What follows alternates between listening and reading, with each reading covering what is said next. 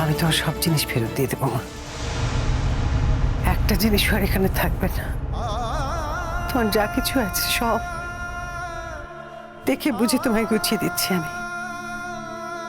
আর যে কিচ্ছু দিতে পারিনি ফুলঝুরি, তোর সংসারটা আমি জোড়া লাগিয়ে দিতে পারিনি। তাই এটুকু তোমায় করতেই হবে। আমি দিচ্ছি সমস্ত জিনিসপত্র, আমি গুছিয়ে এখন দিয়ে দিচ্ছি, নিয়ে যাও। অত তো বড় লোক বাড়ি দিয়েছিল তো দুখানা গয়না, সে শোকটাও ভুলতে পারছে না। ভুলতে যাব কেন আমি? ওই গয়নাগুলো যাদের, আমি তো তাদের ফেরত দিয়ে দেব। আর তাছাড়া তোমাদের সাথে তো আমার আর কোনো সম্পর্ক নেই। আমি যে এই বাড়ির বউ সেটা তো তোমরা স্বীকার করো না, কিংবা আমিও তোমাদের শ্বশুর বাড়ির লোক হিসেবে আর স্বীকার করি না। তাহলে কোন অধিকারে তোমরা এই জিনিসগুলো রাখবে বলো?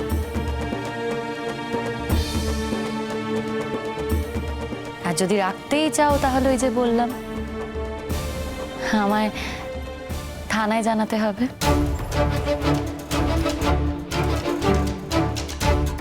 ওই জিনিসগুলো আমি আর আমার কাছে রাখতে চাই না, ওগুলোর প্রয়োজন ফুরিয়েছে।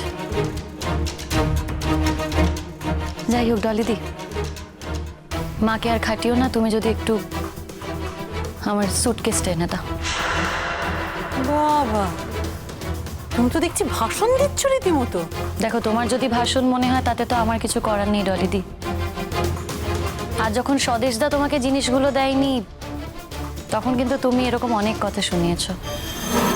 আজকে তুমি তোমার জিনিস আদায় করতে পারোনি বলে আমি যে আমার জিনিস আদায় করতে পারবো না তা তো নয়, বলো? কাউকে দিতে হবে না, আমি দিচ্ছি। ওই জিনিসগুলো ফুলঝুরি তার বাপের বাড়ি থেকে এনেছিল। ওই জিনিসগুলো এ বাড়িতে রাখার কোনো অধিকার আমাদের নেই, অধিকার থাকতেও পারে না। ফুলঝুরি, আমি দিচ্ছি মা, এখনই দিচ্ছি। এই এই শোনো, নিয়ে যাচ্ছ নিয়ে যাও, ঠিক আছে, কিন্তু শৈশাবোধ করে কিন্তু নিয়ে যাবে বলে দিলাম। হ্যাঁ ডলি, খুব ভালো করে কিন্তু দেখে নিও। আবার ওই নিজের বাপের বাড়ির জিনিস বলে সাথে তোমাদের বাড়ির দেওয়া কোনো জিনিস, মানে লালনের কোনো জিনিস আবার সাথে করে নিয়ে যাচ্ছে কিনা ভালো করে দেখে নিও কিন্তু। যদি নিয়েও যাই তাতে কি হয়েছে? তাতে তো আপনার অসুবিধা হওয়ার কথা না। লালন তার পুরনো সব জিনিস ছেড়ে দিয়েছে, তার পুরনো বউ ছেড়েছে, নতুন করে সবকিছু শুরু করছে। তার শ্বশুর বাড়ি দেওয়া জিনিসে ব্যবহার করতেই বা যাবে কেন? আপনি নিশ্চয়ই তাকে নতুন করে সব গড়িয়ে দেবেন। আর যদি নাও দেন, আমি অন্তত জিনিসগুলো দেব না, এই কথাটা আমি পরিষ্কার করে বললাম। আশা করি বুঝতে পেরেছেন।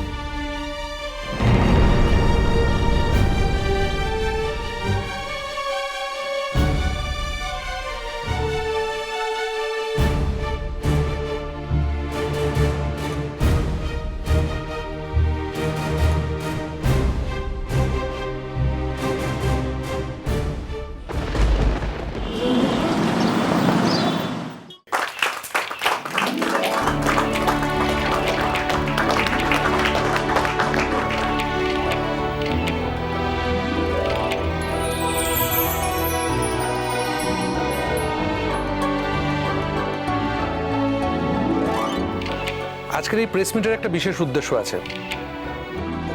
সকল সাংবাদিক বন্ধুকে ধন্যবাদ এখানে উপস্থিত থাকার জন্য। ফুলঝুরির প্রথম গানের অ্যালবাম রিলিজ করছে।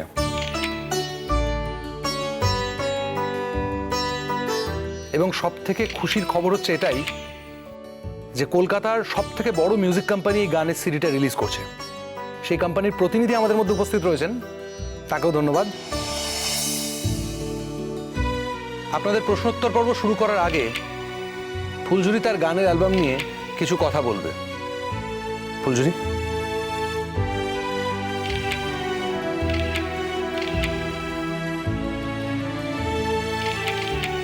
নমস্কার। আমি যে খুব একটা ভালো কথা বলতে পারি তা কিন্তু নয়, যদিও বা এখানে অনেকেই আছেন যারা আগে আমার ইন্টারভিউ নিয়েছেন। আমার অতীতের সব কথাই আপনারা জানেন। আমি লেখাপড়ায় খুব একটা বেশি দূর এগোতে পারিনি, সেটাও আপনারা জানেন। আর গান আমি হঠাৎ করেই শুরু করেছি। আমি আসলে জানতাম না যে আমি গান গাইতে পারি। আমার বাড়ির লোকই সেটা, যদিও বা আমি প্রথমে জানতাম না যে ওনারা আমার বাড়ির লোক। আমি জানতাম আমার মালিক পক্ষ, ওনারাই প্রথম আবিষ্কার করেন যে আমি গান গাইতে পারি। তারপর ওদের উৎসাহতেই আমি গান গেয়ে চলেছি।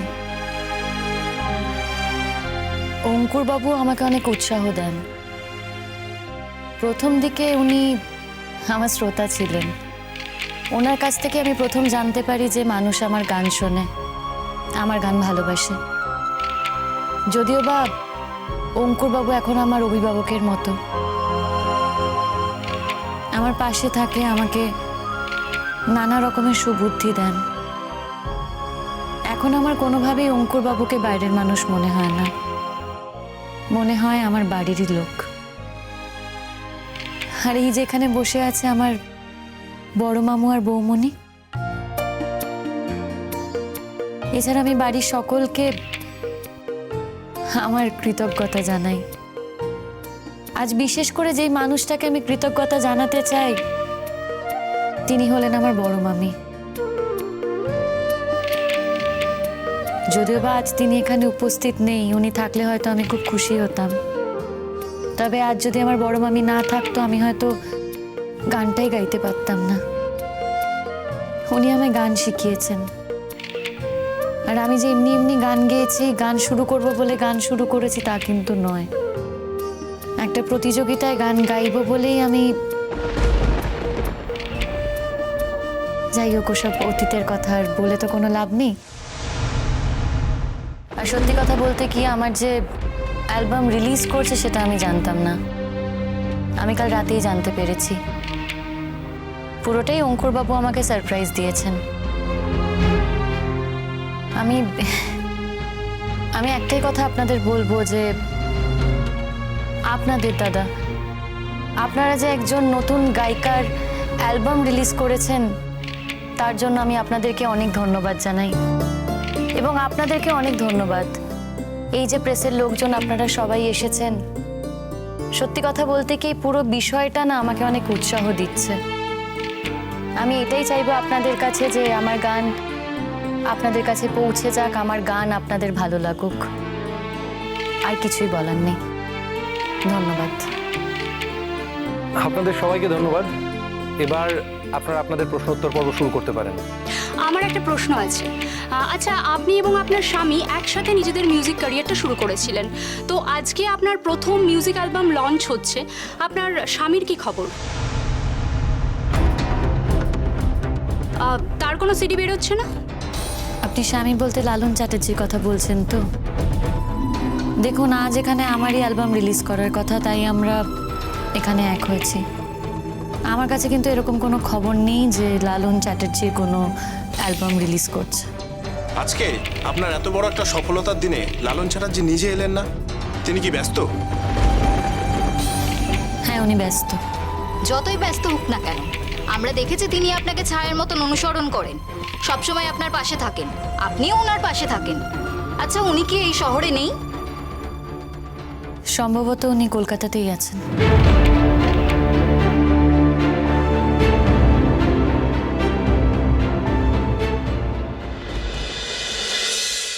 ধুলো